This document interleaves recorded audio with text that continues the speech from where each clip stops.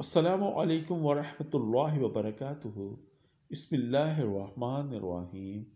حضرت شداد بن اوس رضی اللہ تعالی عنہ کی بہن حضرت عبداللہ رضی اللہ تعالی عنہ نے حضور نبی کریم صلی اللہ علیہ وآلہ وسلم کی خدمت میں افطاری کے وقت دودھ کا ایک پیالہ بھیجا۔ اس دن آپ صلی اللہ علیہ وآلہ وسلم روزے سے تھے۔ سخت گرمی کا موسم اور طویل دن تھا۔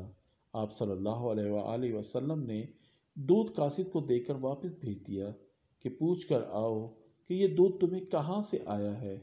حضرت عبداللہ رضی اللہ تعالی عنہ نے بتایا کہ یہ دودھ میری بکری سے حاصل ہوا ہے۔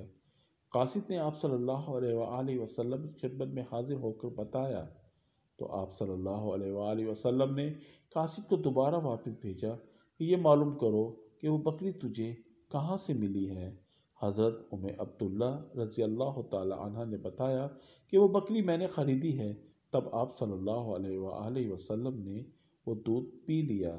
دوسرے دن حضرت عبداللہ رضی اللہ تعالی عنہ آپ صلی اللہ علیہ وآلہ وسلم کی خدمت میں حاضر ہوئیں اور عرض کیا کہ یا رسول اللہ صلی اللہ علیہ وآلہ وسلم، میں نے سخت گرمی اور لمبے دن کی وجہ سے آپ کی خدمت میں دودھ بھیجا تھا، مگر آپ صلی اللہ علیہ وآلہ وسلم نے دودھ واپس کر دیا۔